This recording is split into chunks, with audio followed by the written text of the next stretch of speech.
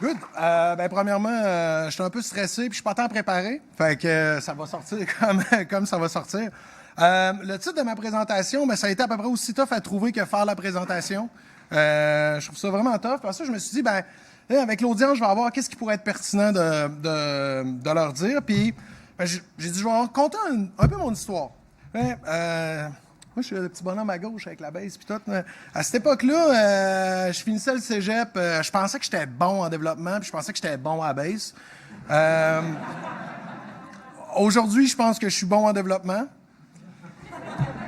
J'ai commencé ma carrière comme civil sur une base militaire. Quand je repense à ça aujourd'hui, je me faisais un peu chier parce que je me cachais pour faire de l'overtime le soir. Tu sais, je tripais, j'avais faim, je voulais apprendre, tu sais. Puis je travaillais avec du monde qui était pas tant bon. Puis c'était très, il faut que tu prennes tes breaks, puis il faut pas que tu fasses d'overtime, puis tout le kit. Puis je me sentais pas vraiment à ma place. Tu sais. Je voyais que je clashais dans le groupe. C'est là que j'ai eu l'opportunité, en fait, de déménager à Québec pour aller travailler pour une compagnie qui s'appelle Copernic. S'appelait Copernic, en fait. Grosso modo, eux, ce qu'ils faisaient, c'est fin des années 90, ils développaient un logiciel desktop qui allait chercher sur tous les moteurs de recherche puis ramener les résultats parce que Google n'existait pas puis il allait tout mal. Fait que c'est comme un peu une patch jusqu'à temps que Google sorte. Là, ça a un peu fait mal à la business. On a fait un partenariat d'entreprise avec Mama.com, qui est un moteur de recherche aussi à Montréal, qui avait un gros réseau de publicité. Puis là, nous autres, on était tout excités quand ça s'est arrivé. Puis quand ça s'est arrivé, on s'est rendu compte, oh, il y a un petit clash de culture. Là-bas, les devs sont un peu blasés. Ils n'ont pas le point dans les airs. Là, t'sais. Fait que nous autres, on était là, non, faut trouver c'est quoi le next big thing. Fait que on s'est assis et on a dit, qu'est-ce qu'on pourrait faire? Puis ça, on est à peu près fin des années 2004. On a développé, moi, Simon et Albert, pour que sur ton flip phone, tu puisses avoir accès à ta musique qui est sur ton ordinateur, à tes emails, puis à tes documents. Mais aujourd'hui, ça a l'air vraiment... c'est pas tant une bonne idée, ça existe pas mal, mais à l'époque, c'était vraiment innovateur. D'ailleurs, MobileMe, qui faisait pas mal la même chose, a été sorti en 2008 par Apple. Quand on a présenté ça au management, ils nous ont dit, le mobile, on pense pas que c'est l'avenir. Fait que là, on a fait, ah ouais, OK. Fait que ces trois gars-là, c'est là qu'on a décidé de partir Mirego. Je vais passer très rapidement sur l'histoire de ce qui s'est passé chez Mirego, mais j'ai travaillé sur des projets vraiment insane. J'ai travaillé, entre autres, à bâtir la Presse Plus. Day One, on était 4 devs. On a commencé à former, à engager leur équipe, à travailler, à les former, à bâtir l'architecture de ce que ce monstre-là est devenu. Après ça, j'ai travaillé avec justement Martin-Luc Archambault quand on a monté AmpMe, toute la techno de synchronisation entre les appareils. Actuellement, je travaille pour Orto, une business qui s'occupe de dire aux agriculteurs combien d'eau ils vont avoir de besoin pour arroser leurs champs pour que ça soit des productions optimales. Puis le client sont en Californie, parce qu'en Californie, il y a vraiment des gros problèmes d'eau. Donc c'est ça. Fait que c'est vraiment des projets intéressants qui touchent à des technos vraiment différentes. Puis là, avant de faire ma conférence, je me suis dit, si je pouvais revenir dans le temps, puis aller voir ce gars-là qui est pas meilleur à la base aujourd'hui, qu'est-ce que je pourrais dire pour donner des shortcuts dans la vie? Donc, la première affaire que je dirais, c'est améliore tes skills avec des side projects. Aie des side projects, tout le temps. OK? Ça t'en prend un. Puis la raison de ça, c'est que les boss que tu vas avoir dans la vie, puis tes professeurs à l'école, puis tout, sont pas là pour te faire apprendre. OK? Ça vient de toi. Ils paieront pas pour ça.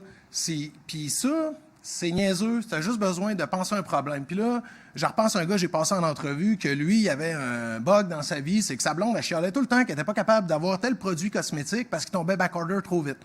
Et le gars, il s'est fait un petit script Ruby qui scrapait le web tout le temps, de manière continue, puis quand il devenait disponible, ça lui envoyait un SMS. Puis le gars, il en commandait plein. Là, il en commandait plein, puis là, il y avait du monde qui en demandait. Fait qu'il a fait, il s'est parti une petite business de revendage de produits cosmétiques juste avec ça. Chez Mirego, je trouve qu'on est chanceux parce qu'on a une chance, parce qu'on est tout le temps en train de toucher à plein de nouvelles affaires. Mais malgré ça, on a pas mal tout un side project qui nous permet, dans le fond, de continuer de développer notre expertise ou d'explorer d'autres choses. Désolé. Sois bien honnête. Pourquoi je dis ça, c'est que, tu sais, on donne vie à des machines. c'est ça qu'on fait dans la vie, là, c'est qu'on prend une machine qui sert à rien puis on y donne vie. Fait que c'est facile comme un peu de se croire en Dieu. Puis être humble, là, c'est... Il y en a dans la salle qui vont commencer leur stage chez Mérego à l'hiver. Puis ces gars-là, ils vont probablement faire des commentaires sur mon code. Ben, moi, je dirais pas, hey, moi, je suis level 20 puis tout est level 2, fait que ta gueule. OK? Ben, je vais les accepter, ces commentaires-là, je vais les écouter, puis si j'ai une opinion, on va avoir une discussion ouverte par rapport à ça. Puis, être honnête, c'est aussi d'être capable de dire, ben non, je shipperai pas on time. Puis c'est bon de pas le dire la journée que tu shipperas pas on time. C'est bon d'être honnête par rapport à ça. Parce que ça va avoir un impact sur ton client, ça va avoir un impact comment il va te préparer, ça va avoir un impact sur ton employeur. Donc, c'est super important d'être honnête. Puis, l'honnêteté, c'est aussi par rapport aux membres de ton équipe. C'est important de ne pas faire des parler dans le dos du monde. OK? C'est important d'être capable de regarder quelqu'un puis d'y dire exactement ce que tu as le goût d'y dire, ce que tu penses. Puis, j'ai une slide plus loin qui dit comment le faire. Là. Tu peux pas y dire n'importe comment. Mais c'est ça. Puis ça va vraiment changer la façon qu'une équipe va être soudée ensemble. Dis non. Puis, pourquoi dire non, c'est important? Ben parce que nous autres, on va se faire demander plein d'affaires qui n'ont pas de sens dans notre vie. OK? On va se faire demander de shipper des affaires qui sont grosses de même, quand, dans la vérité, on est capable de shipper gros de même dans le temps qui nous est offert. Fait que c'est important de dire non. OK? Une date, c'est un mensonge. OK? Je suis capable... Un matin, je suis parti de Québec, je suis monté à Sherbrooke. J'étais capable de dire quand même assez avec précision le nombre de minutes que ça allait me prendre pour me rendre au Tim Hortons. Ça, je suis capable, c'est petit, je suis capable de le gager. Mais quand est-ce, à l'heure exacte que j'allais arriver à Sherbrooke, je ne savais pas. J'allais s'arrêter faire petit pipi, j'allais arrêter prendre un petit café, je ne savais pas. Fait que j'allais peut-être pogner un trafic, j'allais peut-être me faire arrêter, parce que des fois, j'ai le pied pesant. Ben, c'est ça. Donc, toutes ces choses-là, c'est important. C'est important aussi de dire oui. C'est important aussi de dire oui. Je veux dire, faut prendre des commitments. Mais quand tu dis oui, c'est un engagement. OK? Ça veut dire que si tu as dit oui et tu t'es planté, ben c'est un peu à toi de le fixer.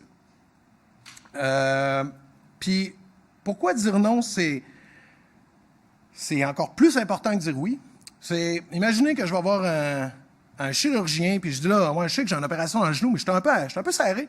On pourrait-tu comme skipper le fait de m'endormir? Ça, mais gèle-moi pas, là, opère-moi direct, ça. Ben, c'est un peu ça que vos boss, vos clients vont vous demander.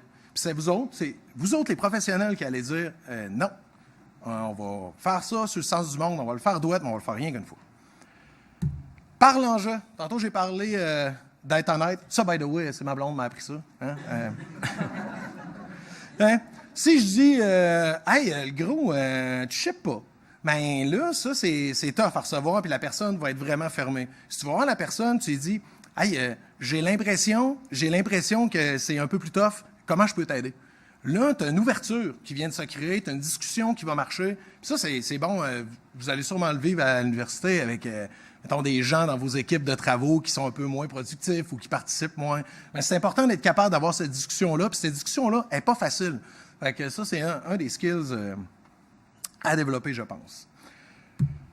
Creuse dans le code des autres. OK. Mon code que j'ai écrit il y a de ça 2 semaines, c'est de la merde. Le code des autres, même chose. Puis du code, on dirait que c'est fait pour pourrir, OK? Fait que c'est important, toute notre vie, ce qu'on va faire, c'est lire du code, le shaper, retravailler avec.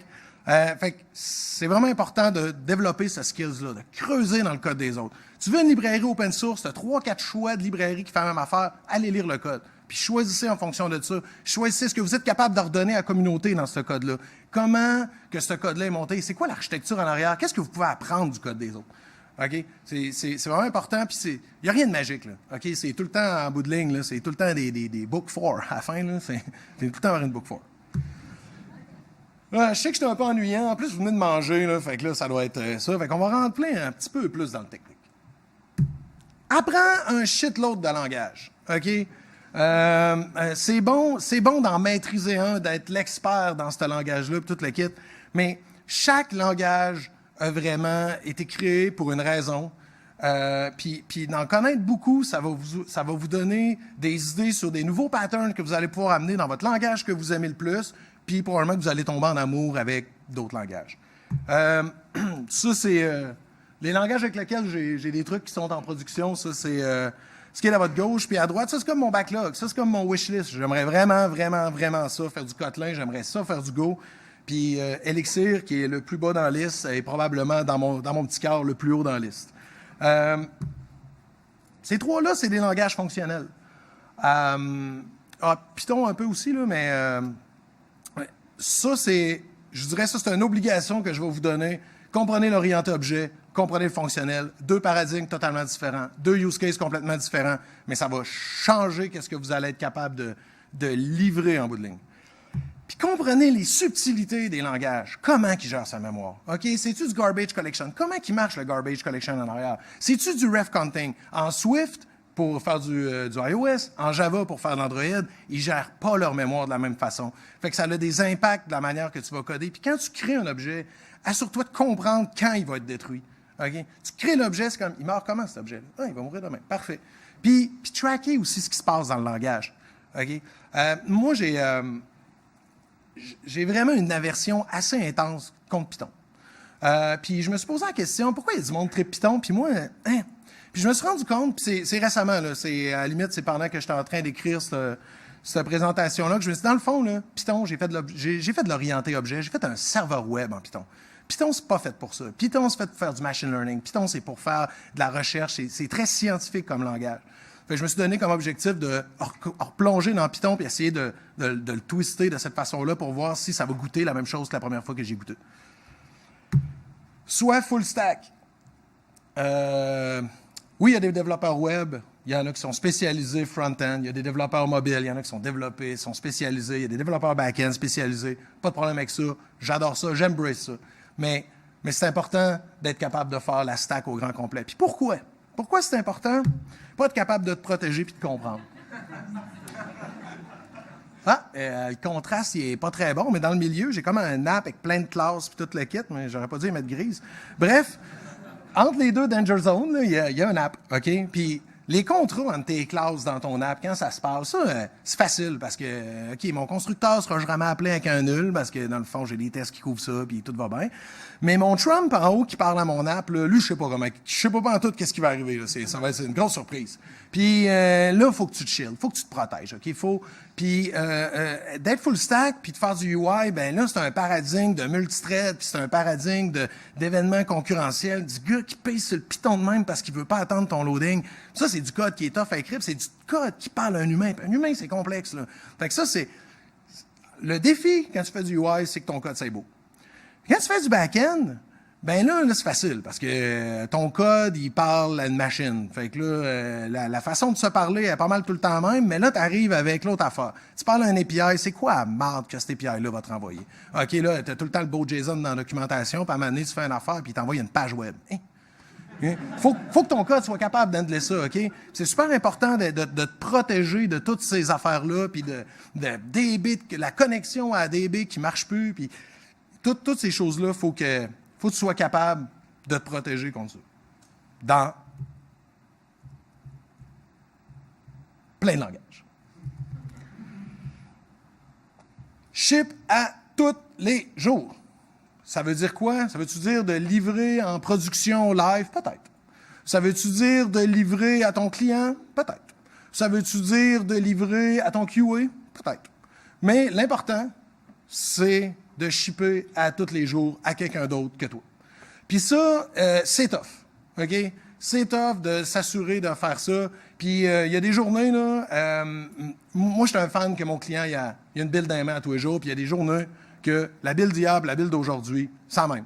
Mais mon code a recompilé, je sais que ma stack de déploiement marche encore, je sais que si mon client, il dit « Hey, on s'en va en prod », là, on est prêt. OK? On est tout le temps prêt. Si tu ships à tous les jours, tu peux shipper plein de fois. Facebook, il ship 36 fois par jour. Et il y a moyen de le faire. Une slide qui couvre ça tantôt. Lis Clean Code. Maîtrise les principes solides. Lis Clean Code. Maîtrise les principes solides. Ça a changé ma vie. Okay? J'aurais vraiment aimé ça que le petit cul qu'on avait avec la base tantôt, là, que lui il ait lu Clean Code à son âge. J'aurais compris qu'il n'était pas tant bon. Mais ce livre-là, c'est une Bible. OK? Ça va, pour ceux qui ne l'ont pas encore lu, ça va changer la manière que vous allez voir le code. Puis, je dirais, tu sais, de leur lire aux 2-3 ans, c'est bon parce qu'il y a des subtilités dans ce livre-là qui vont changer la manière que vous allez voir l'architecture. OK? Puis le mot architecture, je parle beaucoup de code. Mais qu'est-ce qui est tough? C'est pas tant le code, c'est l'interaction entre les différentes classes. Puis ce livre-là, il aide beaucoup. Teste ton code. Puis là, ça, c'est la partie qui m'excite le plus. OK? Les tests, là, c'est pas pour vous autres. OK? Vous écrivez des tests, là, c'est pas pour vous autres, c'est pour les autres. C'est pour le second guy qui va ouvrir ton code, puis qui va arriver, qui va dire « Ah ouais. OK? » Puis je l'ai dit tantôt, le code des autres, c'est pas super. OK? Mon code, quand il y a 2 semaines, pas super. Le code, je viens d'écrire tout le temps beau. Mais du code, ça pourrit, OK? Puis les tests, ça aide à ce qu'on soit capable de shaper ça. Ça aide à arriver, faire comme « Ah, j'aime pas ça, on va le shaper. » Parce que on va vous demander une feature. La feature qu'on va vous demander est grosse de même. Là, tu regardes ça, c'est comme, ça, c'est facile à faire. Puis là, tu arrives, puis dans la partie que tu veux l'implémenter, tu as déjà un gros comportement qui est établi, qui est validé. Puis là, toi, tu as juste ça à mettre au bout. Mais ce qui est tough, c'est pas de mettre la bebelle au bout, c'est de garder ce comportement-là. Les tests, ça couvre ça. Les tests, c'est un peu pour toi. Les tests, quand tu vas réouvrir le code dans 2 ans, que là, il ne sera plus booté dans ta tête. Là, tu rouvres le code, tu fais comme, j'ai écrit ça. OK.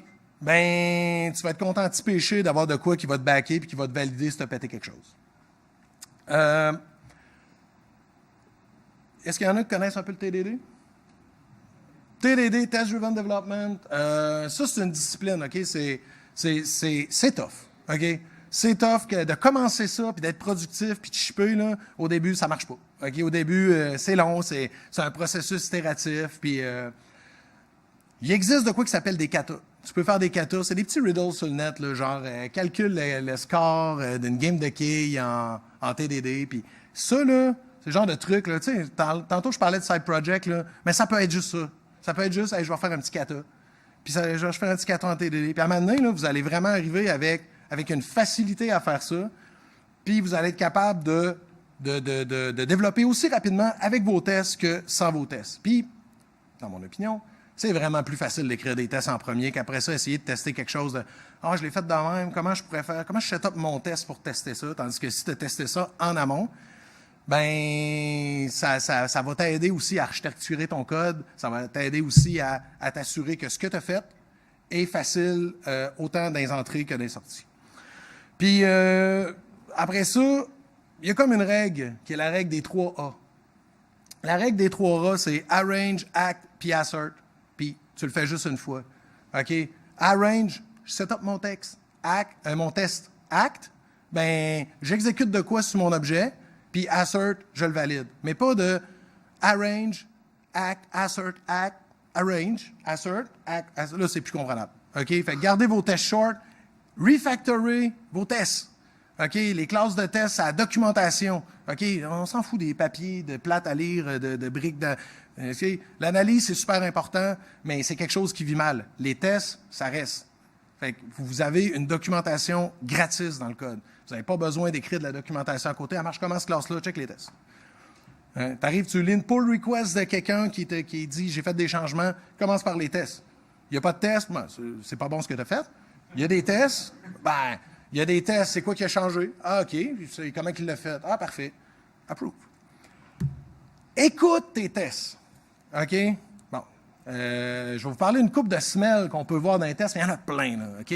Mais quand tu écoutes tes tests, tu vas vraiment voir des trucs malades par rapport à des flots de ton architecture, de tes objets. OK?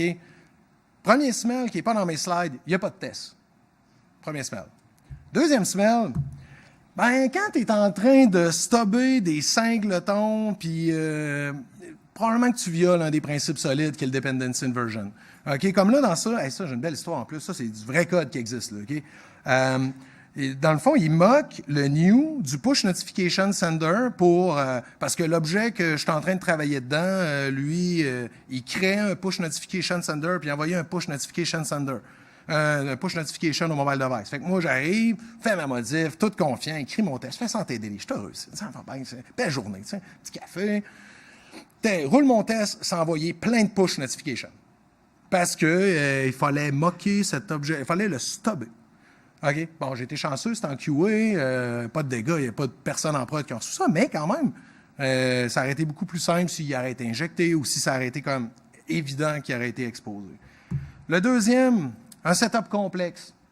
Comme là, c'est un exemple, là, mais User, Network, Database, Traduction Service. Puis là, dans le fond, j'ai mon objet que je veux tester. Puis là, je fais ça. Puis là, ça, j'essaie de faire du Mockito un peu partout. Puis là, je loupe parce que dans le fond, je vais avoir comme des strings de noms bien complexes un peu partout. Je refresh mes users. Puis après ça, je m'arrange, je m'assure que mes objets sont sortés.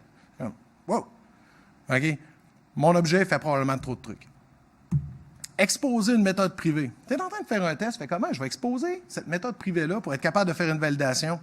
Probablement que ton objet fait trop d'affaires. Probablement que tu es en train de mettre des states dans ton objet. Puis là, les states, là, ça, c'est pas bon. Mettre des as loaded égale true, là. Ça, c'est quand je vois ça dans le code, généralement, là, c'est comme, oui, j'ai le goût d'électrocuter une grenouille. Mais... Puis, tu sais, mon genre de test, mon genre de test, ben, c'est ça. Un petit arrange, un petit hack, un petit assert. Ça aussi, c'est du vrai code qu'on a en production.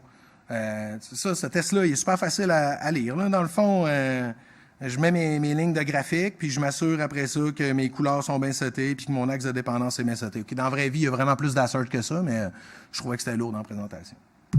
Automatise tout. J'en ai parlé tantôt. OK? On est responsable de rendre notre job le fun. OK?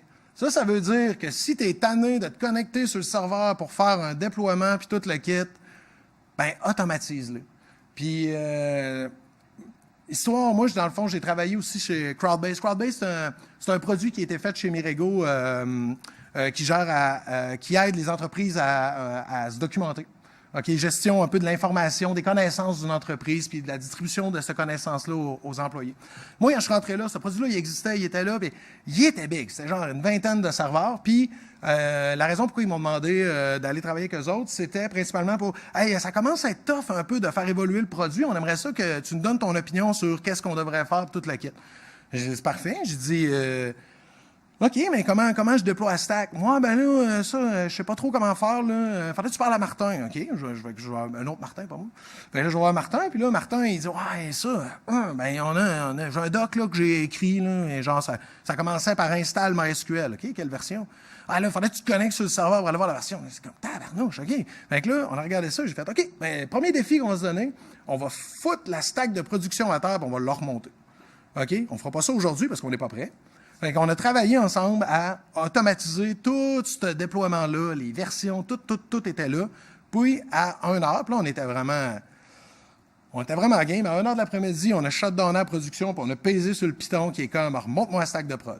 Ça a pris, si je ne me trompe pas, c'est une vingtaine de serveurs, le temps de tout reconnecter, blablabla, on était down à peu près 1 heure. J'ai dit, OK, mais là, on a une métrique. On sait que si on tombe down, ça nous prend 1 heure à se relever. On est heureux. On s'est tapé dans la main. Puis là, ce qui était cool, c'est que moi qui étais pogné avec ça, à faire le déploiement puis toute la kit, ben, j'ai pris ça puis j'ai donné ça à toute la team. J'ai dit maintenant, je ne suis plus le gars de déploiement. Par exemple, j'aime pas tant ça faire du déploiement, mais au moins, tu sais. Fait que ça permet en plus de se débarrasser de ces tâches-là, puis ça les documente. Fait que automatiser toutes les tâches manuelles, tu sais, on le fait pour tout le monde. Pourquoi on le ferait pas pour nous autres? T'sais? Fais ce qui doit être fait pour être fier. C'est important d'être fier de ce qu'on fait. OK? C'est important de mettre le extra mile pour refactorer le code.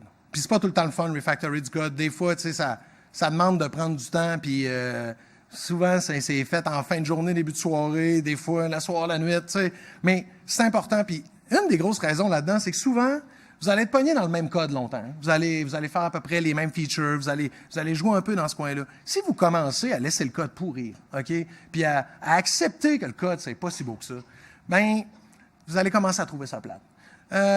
Au lieu de faire des features le fun, ben vous allez faire du debugging. Puis ça, là, vous allez le sentir, là, c'est...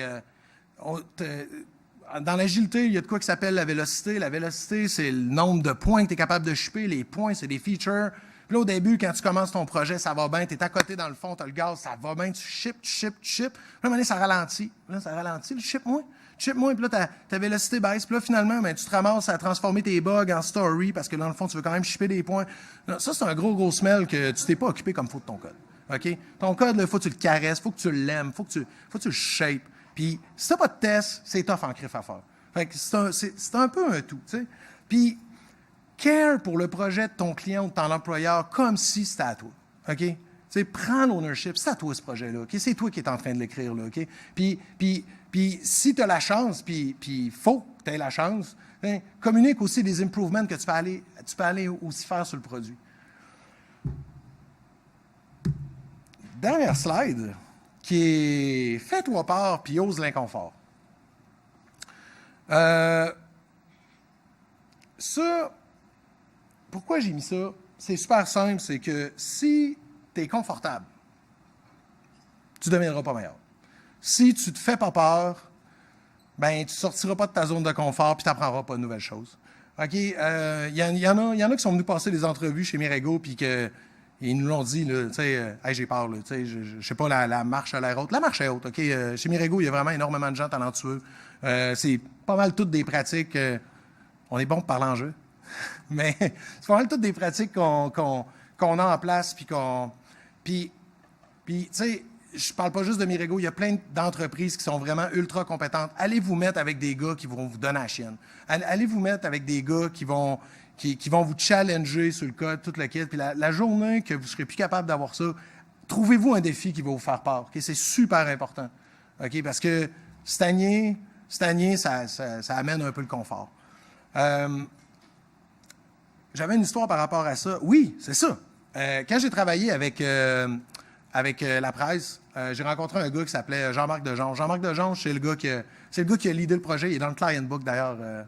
Puis ce gars-là, c'est un gars qui marche beaucoup de même. Tu sais, de se mettre des objectifs que tu fais comme « Aïe, aïe, ça me fait peur, mais il faut que j'atteigne cet objectif-là. » Puis lui, il s'était donné comme objectif, un petit objectif, de faire mourir le papier puis d'aller sur la tablette numérique, puis de complètement, tu sais, changer la business. Ça, c'est le genre de défi qui est très inconfortable et qui te fait peur.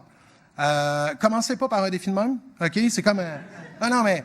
Tu sais, tu prends un enfant, la première fois qu'il marche, il est inconfortable. Envoyez-les pas dans les marches. Tu sais, c'est un peu l'objectif. Je sais que ma présentation était moins longue que ce qui était planifié.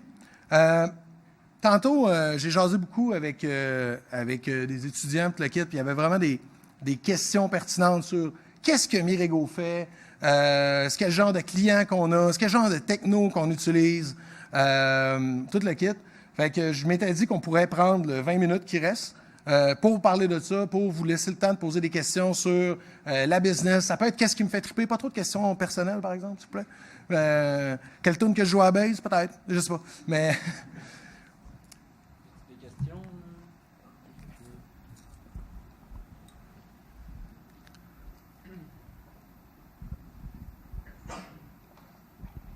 Bonjour. Moi, c'est pas tant par rapport à Mirego, mais c'est une question qui m'a trotté dans la tête à partir que tu as parlé de la TDD. Oui. Ça, c'est le fun. Je suis dans une entreprise qu'ils se sont mis dans la tête, je sais pas pourquoi, mais ils se sont mis dans la tête que la TDD, c'est une procédure de production en cascade. Je suis genre, OK, mais y a-t-il une façon que je pourrais les convaincre facilement, sans trop me casser la tête, que de leur faire catcher que c'est purement agile comme méthode? Oui, bien, en fait, en partant, là, la base du TDD, c'est itératif. Hein? J'ai écrit une petite partie de code, j'ai écrit le code de production qui me permet de faire passer mon test, puis là, je continue. Le TDD, ce qu'il te permet de faire dans ces petites dans ces petites itérations-là, bien, il te permet d'être tout le temps pré-shippé. Et dans le fond, il y a de ça 5 minutes, tout marche. Je suis pré-shippé. Tout ça, je suis pré-shippé. Fait que ça, c'est vraiment itératif, c'est super agile. Fait que à chaque moment, je suis always ready d'aller en production. Je sais pas si ça t'aide. Je sais pas si ça répond bien à la question. Ben, en fait, comment est-ce qu'on fait pour planifier les tests au départ, genre? Ouais. OK, je comprends. Puis, parce que c'est là qui vient leur idée, comme quoi que c'est pas quelque chose de... Parce que dans leur tête, c'est comme, il faudrait tout planifier pour faire ça. Oui, en fait, ouais, OK. Je raconte une histoire, j'espère que ça va bien répondre à ta question. OK, bon, chez Mirego, moi, je suis un gros fan de TDD, puis je trippe, puis je breed avec ça. Mais, tu sais, je suis pas mal tout seul à l'époque, là. Tu sais, je suis pas mal tout seul. Puis là, ben, j'essaie d'embarquer les autres devs avec moi, puis j'ai vraiment de la misère parce que les autres devs, ils écrivent des tests, mais ils écrivent pas en TDD, puis j'aime pas ça. OK, c'est correct, ça. Fait que moi, ce que j'ai fait, c'est que je me suis vraiment... je me suis amélioré, j'ai fait beaucoup de kata, jusqu'à temps que je sois vraiment super à l'aise. Puis j'ai commencé à faire du peer programming avec du monde. Puis là, les tests, ça coûte rien. Il faut pas que ça coûte quelque chose. Parce que l'entreprise n'aime pas ça payer pour pas de feature. Fait que dans le fond, il faut que tu te rendes à un point où tes tests, ils coûtent rien. OK? Pour amener ça. Puis une fois que tu as ça, ben là, il faut que tu évangélises ça. Mais tu peux pas évangéliser ça par en haut. Il faut que ça vienne par en bas. Puis ça, ben, c'est là que tu montes ta crew tranquillement. Tu fais du peer. Là, ah ouais, tu fais ça de même, mais c'est hot. Ah ouais, c'est cool. Puis ça vient le fun, tu sais. Puis moi, j'ai fait des midis aussi. Des midis TDD où je faisais des katas avec les boys, juste pour le fun. Puis, tu sais, j'essaie de leur montrer comment ça va. Maintenant, je dis pas que c'est 100% de la business qui est en TDD parce que c'est pas quelque chose que tu peux imposer aux gens. OK? Le fait d'avoir des tests, ça, tu peux l'imposer, mais pas de faire ça en TDD. Par contre, je dirais, on est une grosse gang à faire ça.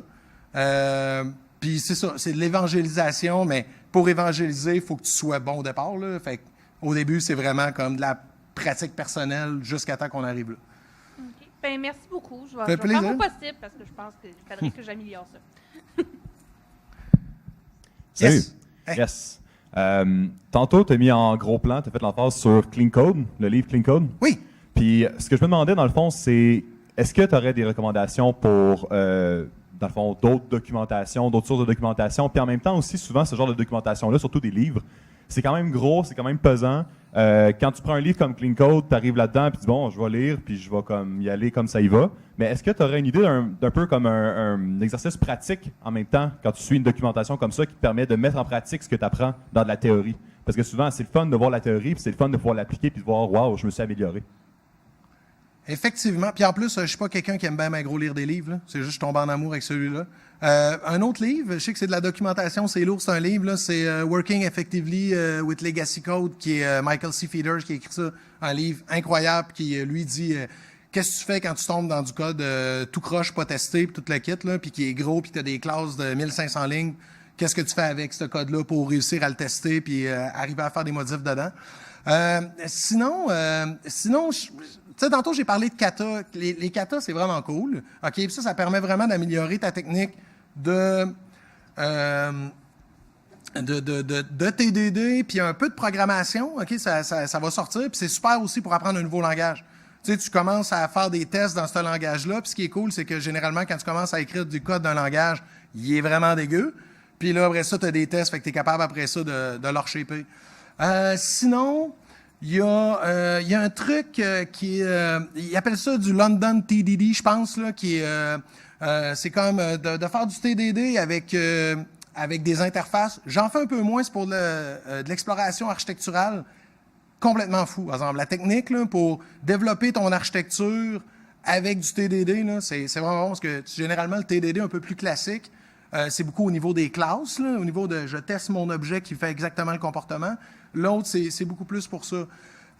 Sinon, je pense que la meilleure doc, ça reste quasiment GitHub, là, de te pogner des projets que tu as le goût de contribuer dans l'open source ou, encore là, tu sais, projet perso à toi que tu commences, puis là, tu vas chercher des libres open source, tu regardes comment ils sont faits.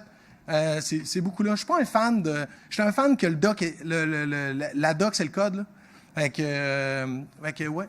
Puis en même temps aussi, dernière petite question, pour des personnes, disons, qui auraient des projets personnels, disons, quelqu'un a fait un petit site web, quelqu'un a fait une petite application mobile ou whatever, tu sais, quelqu'un débutant ou quoi que ce soit, est-ce que tu aurais un conseil de dire, dans une application comme ça, essaie de faire ça pour une fois, essaie d'implémenter telle chose, essaie d'implémenter des tests. On sait que des fois, des projets personnels, on pense pas à faire des tests parce que en même temps, comme tu disais tantôt, c'est pas nécessairement 100% pour nous, mais est-ce qu'il y aurait une chose que tu pourrais dire, sur une application mobile ou sur un site web, implémente ça dans ton projet, voir comment ça marche, puis si t'aimes ça, puis ça va améliorer ton projet.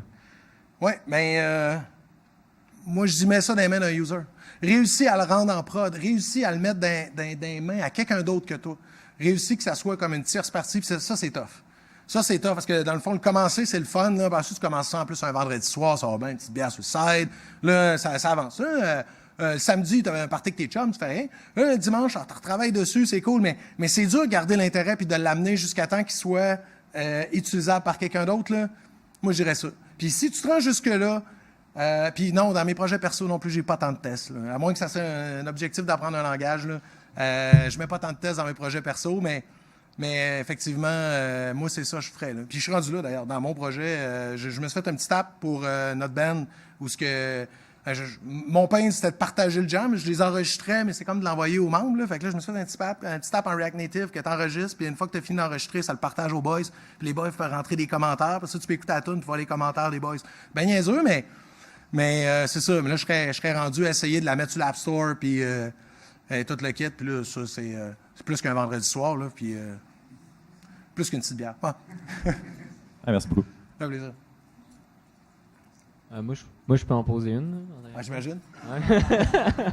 Je me demandais, moi, ce qui me gosse dans écrire les tests avant, là, entre autres, dans, mettons, intelligent en Java, c'est que ben là, il te fait plein d'erreurs parce qu'il ne connaît pas le nom de méthode. Tu sais pas vraiment ce qui va te retourner. Fait que là, c'est dur de faire tes asserts sur des trucs que tu sais pas vraiment encore qu'est-ce qui va te retourner ta fonction. Tu viens de commencer à architecturer ton code, ça peut que ça change. Fait, je trouve que comme tu passes bien du temps à écrire tes tests, puis tu sais, genre, il y a comme plein d'erreurs. Fait que quand tu veux compiler, l'intelligent te dit genre, ah, ben, t'as genre 50 erreurs, fait que là, ça compile pas. Puis là, genre, moi, je sais pas, c'était comme des conseils là-dessus, comme plus des tools, là, qui te permettraient plus d'améliorer ton TDD. Ben juste, moi, je pense que IntelliJ puis Java, c'est comme la bombe là, pour écrire du TDD. Là. Fait que, tu sais, que tu me donnes ce feedback-là, en plus, je suis un peu surpris. Je dirais, première chose, probablement que t'en écris un petit peu trop dans le T. Hein? Tu sais, dans le fond, c'est vraiment, tu sais, mettons, j'ai besoin, je veux tester une classe fou. Okay? Mais moi, je vais faire, mettons, ma variable de type fou. Puis là, il va dire, non, fou, ça n'existe pas. OK, là, là, ça ne compile plus. J'ai une ligne qui ne compile plus, j'arrête d'écrire des tests. Là, je vais aller créer ma classe fou. OK, je reviens dans mon test. Là, j'écris, OK, fou.bar. Puis là, il va dire, ta méthode bar, elle n'existe pas. OK, bien, avec IntelliJ, tu peux faire un alt enter. Oh, il crée la méthode. OK, return, mettons, je vais savoir, mettons, ça return un int, return 0. Ah. Assert que ma fonction en retourne 0. Nice, je l'ai, parfait. Next. Si je fais telle affaire, ma fonction va me retourner 2. Ah, là, tout était écrit à part le 2. Là, c'est comme, OK, je vais aller écrire, OK, bien là, j'écris ma nouvelle méthode, puis là, je modifie un petit peu. Là, je reviens. Si tu fais une grosse classe de test, si tu écris beaucoup d'assert, là, c'est sûr que tu te perds. Fait que c'est vraiment important de faire int-sling, int-sling, int-sling, int-sling. C'est comme un genre de petite salsa, là. Mais, puis là, à un moment donné, quand tu es vraiment habitué d'en faire, là, des fois, tu coupes un peu les coins ronds, des fois, tu écris 3-4 petites lignes, là, mais tu sais, jamais tu en écris beaucoup. Ça répond-tu bien à la question? Oui, c'est... Ah, cool. J'ai une question ici, au centre. Ah oui. Demain, tu te pars un nouveau projet. C'est quoi ta stack fétiche du moment? Aïe, aïe. Demain, je me pars un nouveau projet. Un peu. Juste être certain, là, parce que là, je suis excité. Est-ce que mon projet, c'est pour un client ou c'est pour moi? Pour toi. Oui. OK, clairement, mon back-end est en Elixir. OK? Mon back-end est en Elixir. Si j'ai un app mobile, c'est sûr, je vais prendre le toolkit qu'on a chez Mirego pour faire Android puis iOS parce que c'est vraiment de la grosse bombe. Là. Mais si, mettons, c'est un app web, puis je suis moins bon en web, je suis moins bon avec le CSS, tout le kit, ça, je donne ça aux autres.